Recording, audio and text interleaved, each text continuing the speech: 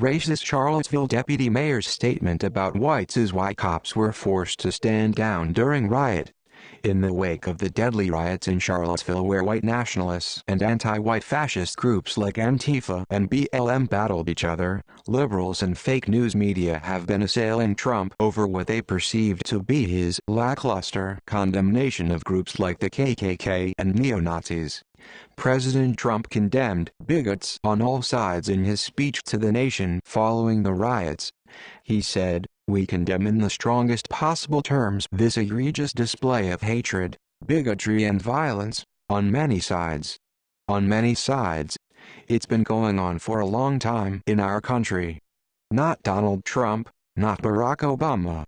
This has been going on for a long, long time." After Trump addressed the nation, liberals began melting down everywhere, calling Trump and all those who voted for him racist, which couldn't be further from the truth.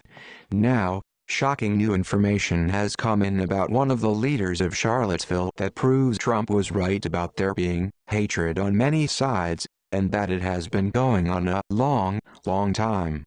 The information also may explain why Charlottesville police stood down during the riot, and why they allowed Antifa and BLM to continue to march and attack the nationalists who were ordered to depart.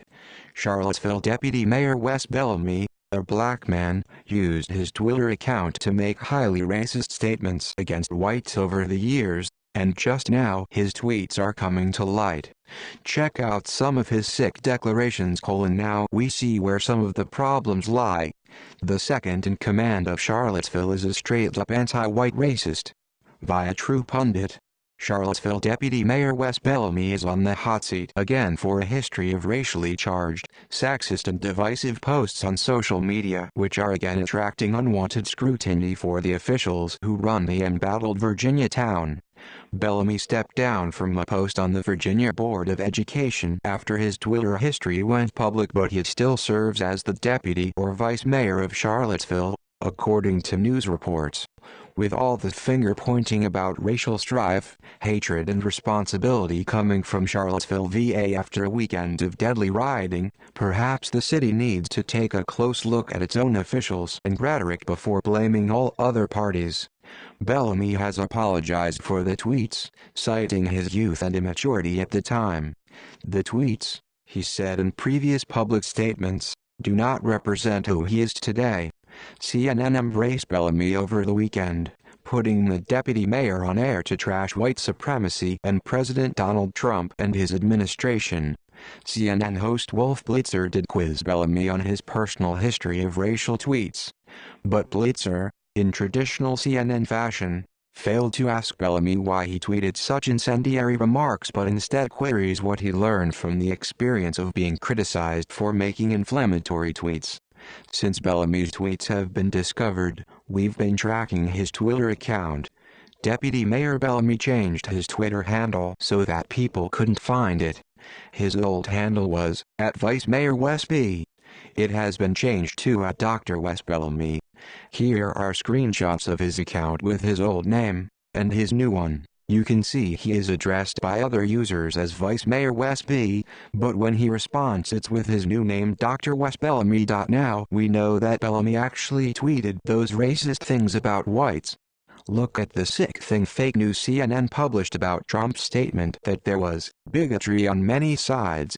It's hard to imagine a less presidential statement in a time in which the country looks to its elected leader to stand up against intolerance and hatred.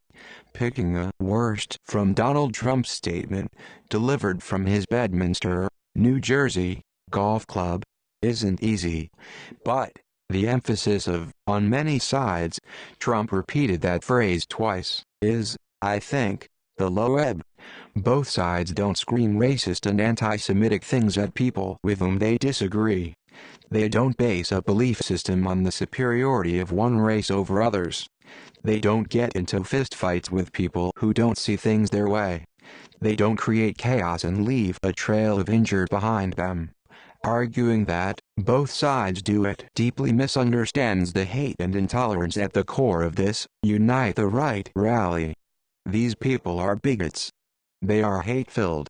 This is not just a protest where things, unfortunately, got violent. Violence sits at the heart of their warped belief system. But President Trump was right. As we can see, there is hate on many sides.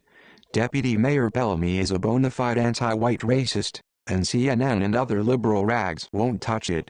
What we want to know is if Deputy Mayor Bellamy's anti-white racism had anything to do with the police standing down in Charlottesville during the riot that ended with the horrific killing of a counter-protester.